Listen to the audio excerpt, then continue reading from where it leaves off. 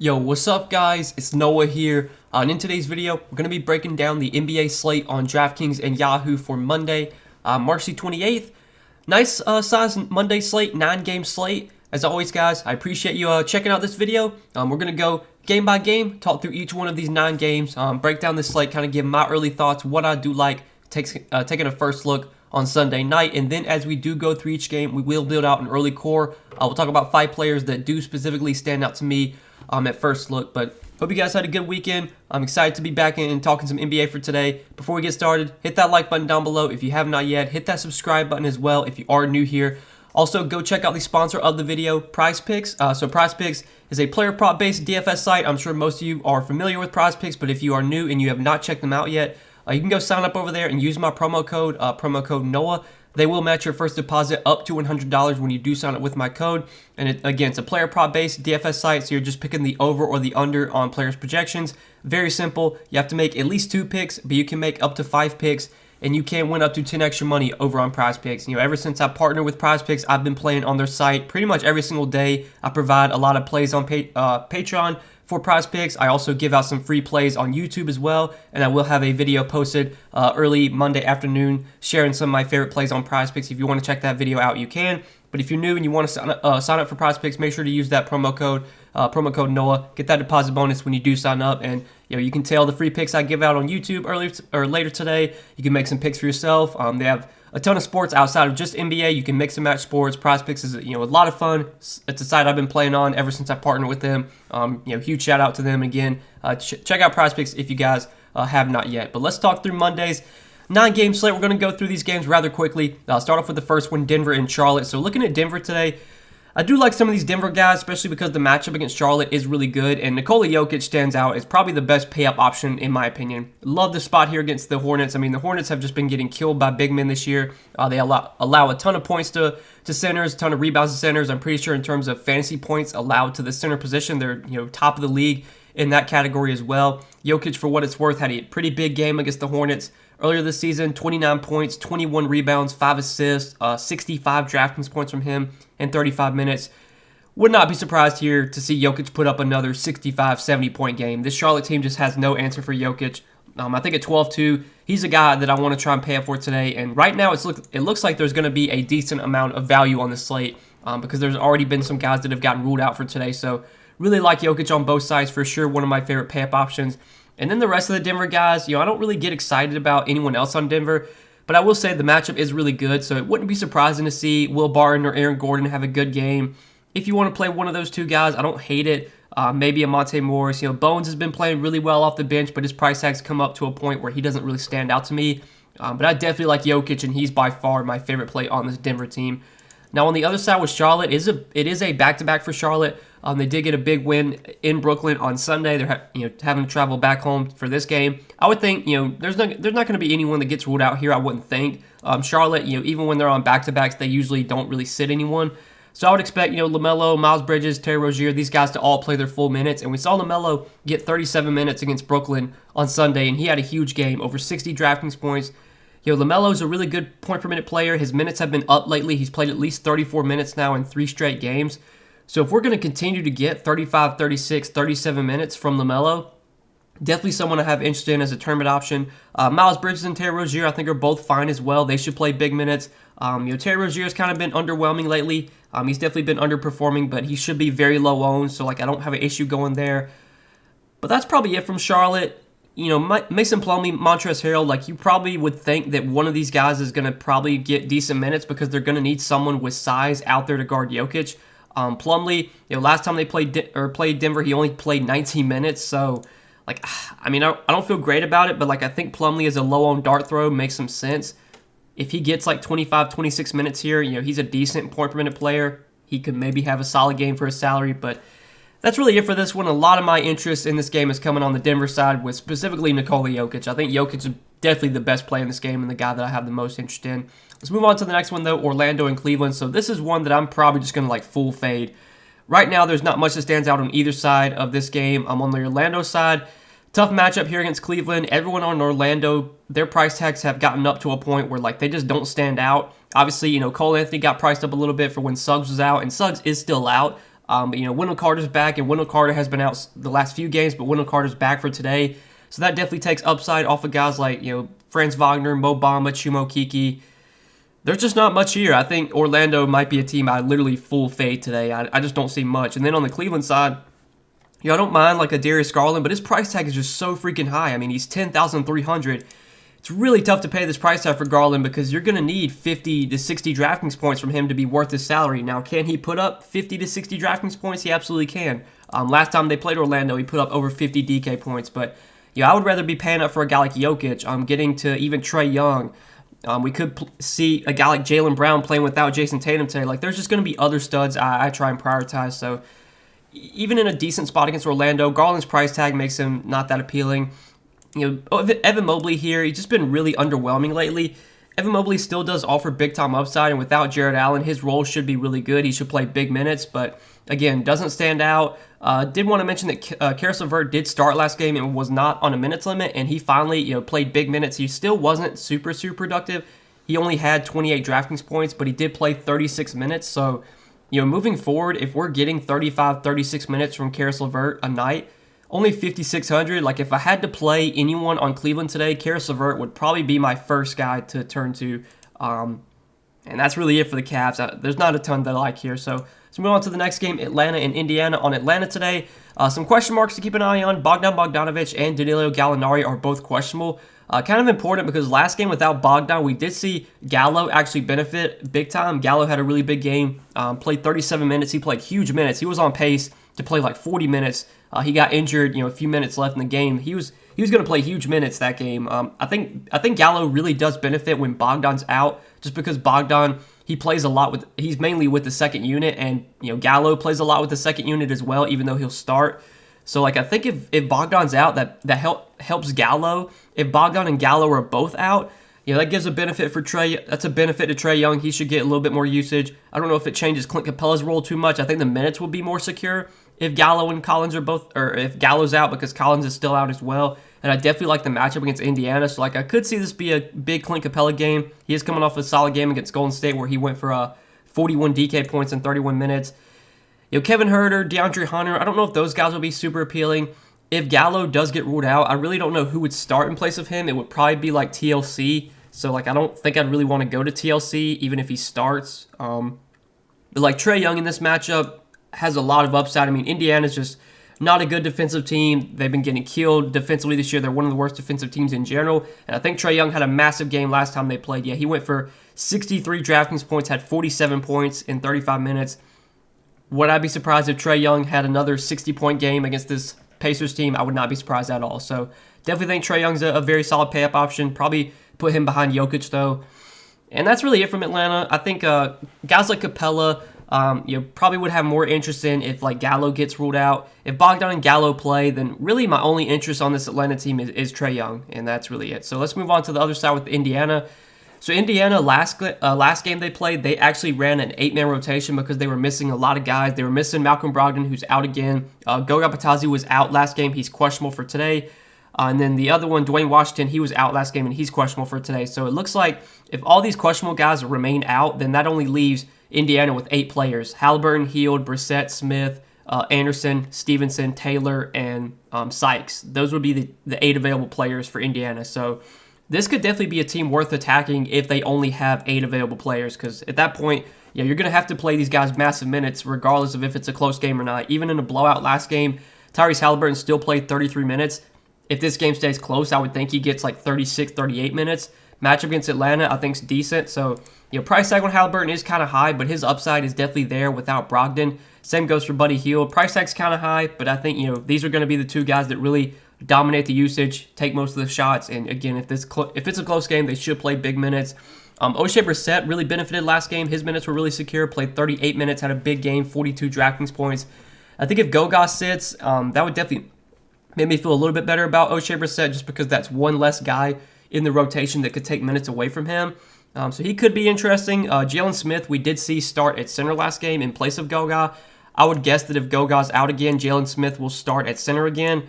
Now, the matchup against Capella, I think, is kind of scary. This could definitely be a spot where Jalen Smith gets in some foul trouble, but if he doesn't get in foul trouble, I think he plays 30-plus minutes if Goga's out.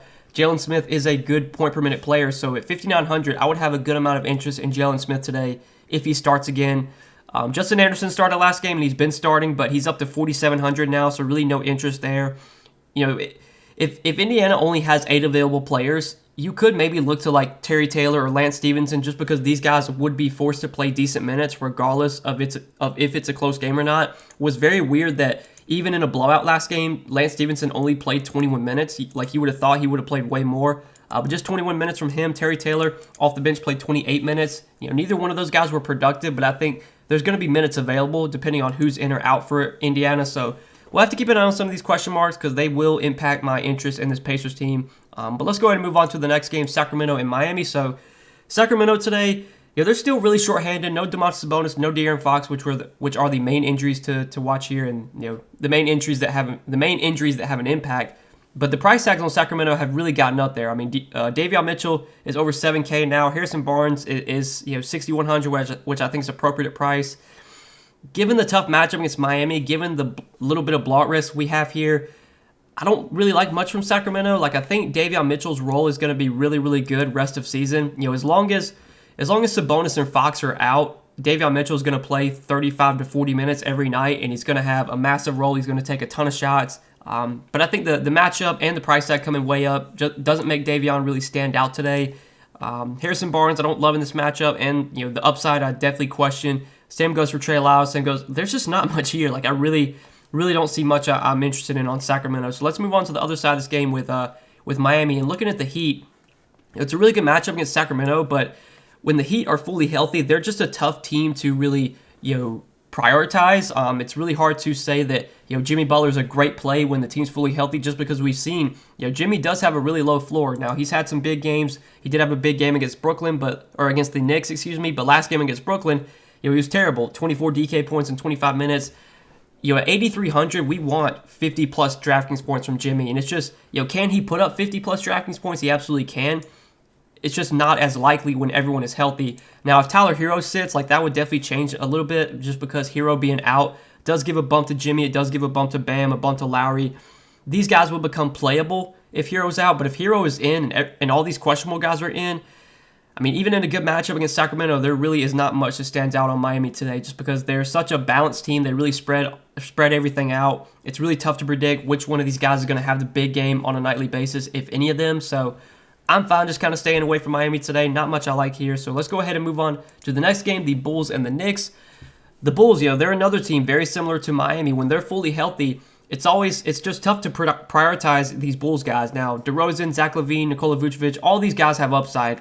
Could one of them put up 50 Draftkings points today? I wouldn't be surprised if one of them does, but at their price tags, none of them stand out on this slate. The matchup against the Knicks is not great. If I had to pick one of the Bulls guys to go to, I think I would prefer DeRozan, just because now that they're all similarly priced, I think DeRozan is the guy that I prioritize there, but not really looking to much on the Bulls today. They're another team I'm kind of just fine avoiding. And then on the Knicks side, it's the same thing. I mean, Julius Randle, he returned on Sunday. He made his return after being out for about a week. Played 31 minutes, so really wasn't limited too much. I would think Julius Randle, even on a back-to-back, should be fine to play today, play his normal minutes. I think the matchup against the Bulls sets up pretty well for Randle, with Randle's skill set with how he can attack the paint. The Bulls do give up a lot of points in the paint. Randle's done pretty well against the Bulls this season. So I don't hate Julius Randle today as a low-owned dart throw. Now that Randle's back, I'm not really interested in Barrett or Burks or all these other guys. I mean, this is another game I'm just fine, kind of fading. I mean, if you want to go to Randle, I don't hate that, but that's probably all that I'm considering on the Knicks today. So let's move on to the next game, the Celtics and the Raptors. On paper, this is not one that you would think has a ton of DFS interest, but with the injuries to these teams, it's going to be appealing to target. So we already got word that Robert Williams will be out today. This is a back-to-back for Boston. They did play on Sunday, and Robert Williams got injured, so he will not play today. Jason Tatum right now is currently uncertain to play, and Jason Tatum, I don't know if he's missed any games this year. He may have missed a couple, but he usually he plays on back-to-backs. He plays big minutes every night. Well, now he's got a chance to miss, which is obviously going to change a ton. And then Al Horford was out for personal reasons on Sunday, and it looks like he's not expected to play. He's not expected to travel with the Celtics, so I'm guessing Horford's going to be out again too. Don't know yet about Tatum. The report was that Tatum was uncertain. Usually when a guy's uncertain, that kind of makes me think they're leaning more towards doubtful. So I think most most likely it's going to be all of Robert Williams, Tatum, and Horford are going to be out, which makes Boston look really appealing. So starting off, Jaylen Brown. If Tatum is out, I think Jaylen Brown is going to be a great play today. Jaylen Brown, his usage would skyrocket with Tatum off the floor. He would be asked to do so much more offensively. Matchup against Toronto is not great by any means, but the workload for Jaylen Brown would just be massive, so I would have a ton of interest in him. I think Marcus Smart would definitely benefit if Tatum's out at 6K. I would have some interest in Marcus Smart. I think Derek White at 5,300 would look like a really appealing play. I'd be very interested in him as well. Grant Williams was a pretty chalky value play on Sunday's slate, and he didn't really do that well. Only had 13 DK points in 28 minutes. But if Tatum's out and Horford's out too, plus you factor in Robert Williams is going to be out as well, I mean, Grant Williams would have to play huge minutes here, probably 35, 36 minutes. He's not a great point per minute player, but at 4,400, he's another guy we could throw in the value pool. And then lastly, Daniel Theis I'm expecting starts at center today. Without Horford and without Robert Williams, assuming Horford doesn't play, Theis is kind of next man up. So at 3,700, if we get Theis starting at center, I'm assuming he plays 25, 26 minutes at least. Theis is a decent enough point per minute player that if he does get mid to high 20s minutes, he's probably going to do enough to pay off this price tag. And if he gets like 30 minutes, he could easily put up 30 plus Draftkings points and be one of the best value plays on the slate. So if Daniel Theis is starting at center today for the Celtics, I think he's one of the better values. I like him quite a bit on both sides. It sucks that he's center only and you can't roster him at power forward, but I still think at the center position he looks like a really good value today. So definitely interested in Daniel Theis. And then obviously if Tatum sits as well, Brown, Smart, Derek White, all going to look very appealing. It's going to be a lot to like from Boston, especially because it looks like they're going to be pretty shorthanded for today. Now on the other side with Toronto, right now we got to keep an eye on the news for Gary Trent. We don't have any update yet on Fred VanVleet. He did not return to Saturday's game for the most strangest things I've ever seen. He said, or per the report, the delay was too long to keep VanVleet's knee warmed up. So Fred VanVleet did not resume play. If you paid attention on Saturday, that Raptors game got suspended because a speaker caught on fire, and they had to delay the game for 45 minutes to an hour. And VanVleet, he sat for so long that he didn't want to go back out there. I guess him sitting too long, he couldn't get warmed up in time. I don't really know, but VanVleet literally did not return because he sat for so long because he had such a long break. Kind of weird. I would think VanVleet's going to be fine to play today, but right now there's no update yet. So it's going to depend on some injury status here. If Gary Trent plays, if VanVleet plays, I don't really like much on Toronto just because, it's a tough matchup against Boston. Boston's defense, they're still really good. Even if they're missing Horford and Robert Williams and Tatum, they're still a really good defensive team. This is not a team I really like to attack. But if by some chance VanVleet and Gary Trent are both out, then that would obviously change my thoughts. I mean, Pascal Siakam would be forced into a massive role. Scotty Barnes at 8K, I'd have some interest in. OG at 5,900, I think would be kind of appealing. OG, was pretty solid last game, even in only 28 minutes in a blowout. He still was pretty productive, and his minutes are slowly starting to increase since coming back from his injury. Right now, I don't see much I'm liking on Toronto, but that could change if VanVleet and or Gary Trent are out. For now, I'm just going to expect them to play, and if they do, not much stands out in the Raptors. So let's move on to the next game. We got a couple more to talk about. So San Antonio and Houston. This should be a really fast-paced, high-scoring game. I'd assume the total in this game is really, really high. On the San Antonio side, I think DeJounte Murray at 11K looks like a really good pay-up option here. I mean, he should absolutely crush this Houston team. Houston, defensively, they've been the worst defensive team in the league. They play at one of the fastest paces in the league. Murray's killed the Rockets this season. He's put up almost 60 DraftKings points per game against them. Really all the boxes are checked here. And the game is being played in Houston, which should help to keep it close. I think DeJounte Murray's a very strong pay-up option. He's right up there with Jokic in terms of top pay-up options for me. The rest of San Antonio, Jakob Poeltl, I think, is in a pretty good spot here against the Rockets. He's done really well against the Rockets as well this season. The price tag on Poeltl, I think, is about right, but in this matchup against this Houston team, I would not be surprised to see a big game from Jakob Poeltl. 35, 40 plus DraftKings points is definitely on the table. So he's kind of interesting, and that's probably it from San Antonio. Definitely, DeJounte Murray is the one guy that really stands out on the Spurs team. Now, on the other side with Houston, Houston's a team that's, they're just so hard to get excited about right now, because if you look at their minutes, I know they've been involved in some blowouts, but they've really been keeping the minutes down on a lot of their main guys. I mean, Christian Wood, the last few games, has only played 27, 27, and 24 minutes. Kevin Porter Jr., his minutes have been cut down a little bit, 29, 26, 30 minutes. Does Kevin Porter Jr. play 36 minutes today? Like, I really don't know. I don't think he will. Just with the way Houston's been running their rotations, they've been playing the bench for a lot of minutes. They take a while before they finally sub the starters back into the game. Like Christian Wood and Kevin Porter Jr., they'll play the first 9 to 10 minutes of the first quarter, and then they won't sub back in until like 2 or 3 minutes left in the fourth quarter. And at that point, they're only playing like 13 or 14 first half minutes, which if they play 14 minutes in the first half, 14 minutes in the second half, that's only 28 minutes. They're not getting the 35, 36 minutes that we really want. So even in a good matchup against San Antonio, I'm not super high on these Houston guys. I think there is a little bit of risk here just because I think Houston, at this point, they're in evaluation mode. They're trying to play all their bench guys. They're trying to just run they're not trying to run anyone into the ground right now. Houston knows their season is completely over. I mean, they're playing for nothing at this point, so they're just trying to get out of this season, not get anyone injured. They're playing their guys, pretty low minutes. I just don't know if the upside's really there. Now, if Christian Wood comes out here and out of the gate is hot and he's putting up a ton of shots and he's hitting them and he's gets off to a hot start, then maybe the minutes upside will be there. But right now, I'm just going to be full fading Houston until I see the minutes start to get back up for the starters. If the starters aren't going to play over 30 minutes a night, then I'm just really not going to look to these guys, especially where they're priced at. So let's move on to the next game, talk about Golden State and Memphis. So Golden State, they're another team that's looking to be pretty shorthanded today. Obviously, we know that Steph Curry is still out. It looks like Klay Thompson, Draymond Green, and Otto Porter Jr. are all going to be out as well. This is a back-to-back for Golden State. They played on Sunday. It was already reported that Thompson, Green, and Porter were all unlikely to play. So I'm expecting all those guys to be out, and if that's the case, Jordan Poole, his usage has just been massive lately without Steph, and obviously if Klay and Draymond and Otto Porter are all out as well, the usage for Jordan Poole is going to be really, really high. So I think Jordan Poole, even at 8,100, looks like a very strong play today. I think on Yahoo, at $26, he looks like a great point guard option over there as well. You can look over at his game log over his last few games. 39, 39, 40 minutes, 49, 45, 42 Draftkings points. He had a terrible shooting game on Sunday against Washington, and he still scored over 40 Draftkings points. He's just been doing everything. He's been taking a ton of shots, getting assists, getting rebounds, been just stuffing the stat sheet, playing huge minutes. The matchup against Memphis is not ideal, but Jordan Poole's role is just so absurd right now that I think he's a guy that I'm always going to be looking to play, especially until the price tag really gets to where it should be. Not Klay Thompson, but Andrew Wiggins, I think at 6,800 is a fine play. I think his usage should be up without Klay and Draymond. We haven't seen a massive ceiling from Andrew Wiggins yet, but I think there will definitely be opportunity for him. So I don't hate going to Wiggins at 6,800.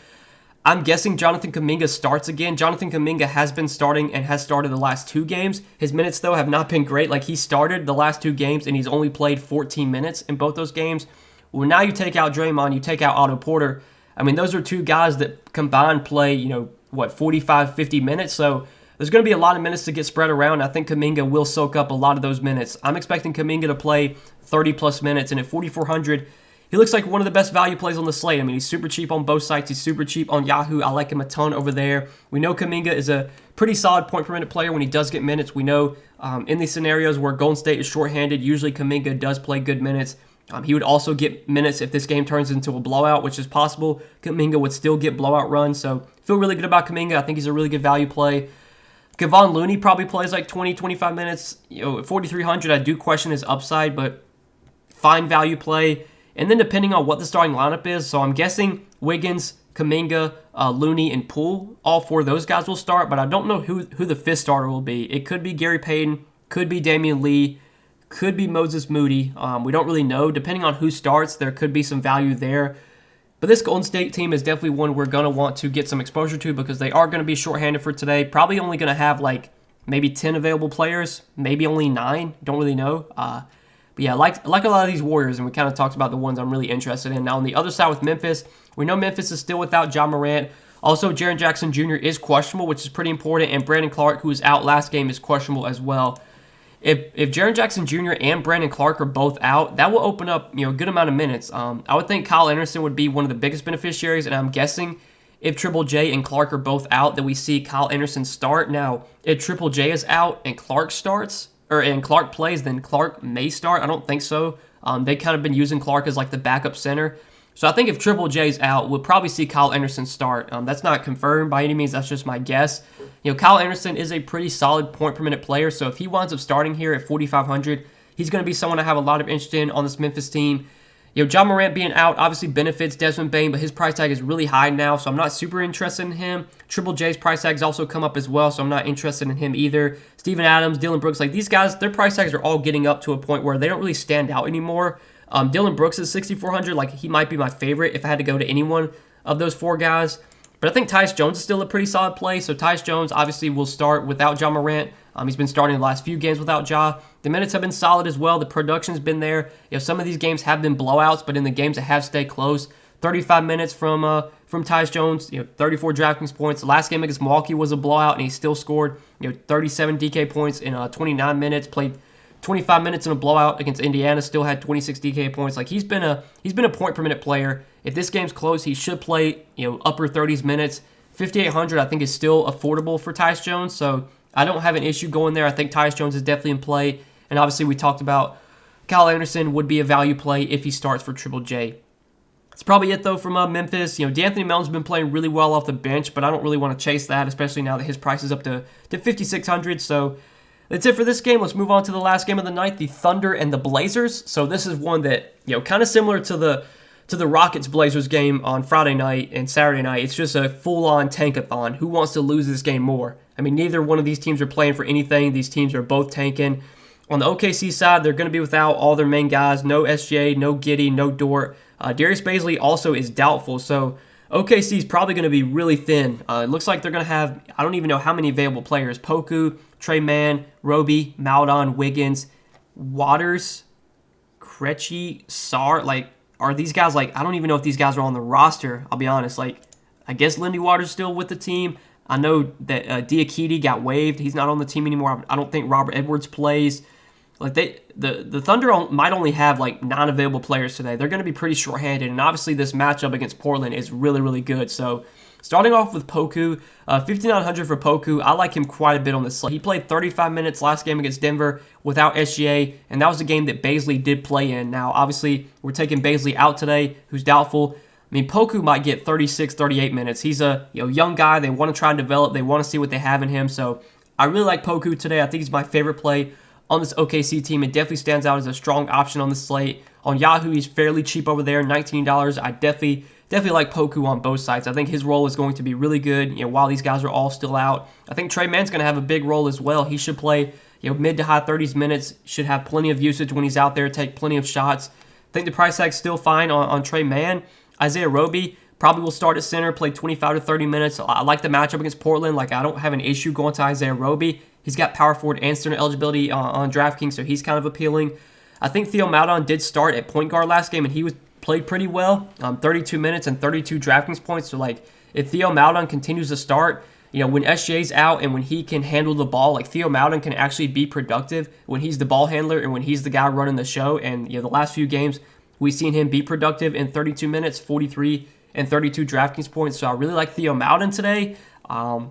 Yeah, man, there's a lot to like on OKC, which is kind of gross. You don't really want to, you're not going to feel good rostering these OKC guys, but they're just so shorthanded right now. The matchup's really good against Portland. I mean, Poku, Mann, Roby, Maudon, all these guys look appealing. Even Aaron Wiggins, I don't mind. Will I go to anyone else? Probably not, but I definitely think the starters, those 5 guys that we just talked about, all look very appealing. Now, on the other side with Portland, looking at the Blazers, they're also very shorthanded. I mean, you can see all the guys that are out for Portland. I don't even have to list them all. So we can start off with Drew Eubanks. So Drew Eubanks, I think, will definitely benefit today with Trenton Watford out now. Trenton Watford, he's been playing alongside Eubanks. He's been starting at the 4, but Trenton Watford is kind of like the, when Eubanks subs out, he's kind of the backup 5. And I think now that there's no Watford, I mean, we should get 34, 35 minutes here from Eubanks. The matchup against OKC is very, very good. Now, 7,100, that's a price tag you never would have thought you'd be considering paying for Drew Eubanks, but he's been really productive when he's got minutes, and the minutes should be massive without Trenton Watford now. So definitely think Eubanks is in play.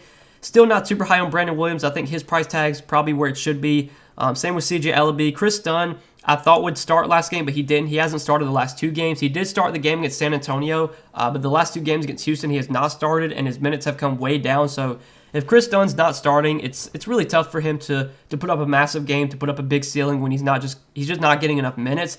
Portland's very similar to Houston right now. They're really spreading out the minutes for the most part. Now, Eubanks should get pretty good minutes. I think Brandon Williams should play 30 minutes, but All these other guys are probably going to get, like 20, 25 minutes. We'll have to wait and see who starts for Watford. I don't know who that's going to be. It could maybe be like, I guess they could start Chris Dunn and then just shift everyone down. They could maybe start Greg Brown if he's able to play. He's questionable. If Greg Brown winds up starting, he's definitely someone we could consider for value. Maybe they start Elijah Hughes. Like, I don't think I'd want to go to Elijah Hughes, but he's 3,200. Like, he's another guy we could consider for value. There's definitely going to be some potential value on this Portland team. Their starting lineup will be pretty important. This is the only late night game on the slate, so we'll have to be paying attention to starting lineups throughout the night.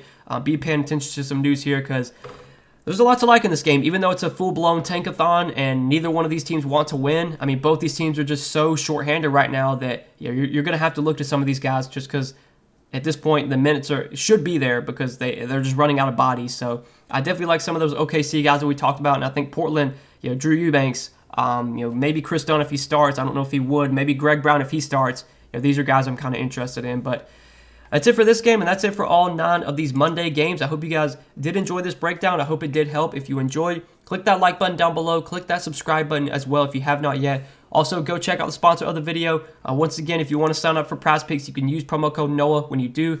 They'll match your first deposit up to $100 when you do sign up with my code, and you can take a look at PrizePicks board for Monday. I'll have some picks shared that I like on PrizePicks. Later in the day on Monday, early afternoon, I'll share some picks I like over there in my video. If you want to check that video out, see some of my favorite plays, you can do that. You can tell those picks I give out in that video. Just make sure if you do sign up for PrizePicks, use that promo code so you get that deposit bonus when you sign up. But that's it, guys. Best of luck on this Monday slate. I hope you did enjoy the video, and as always, I will see you in the next one.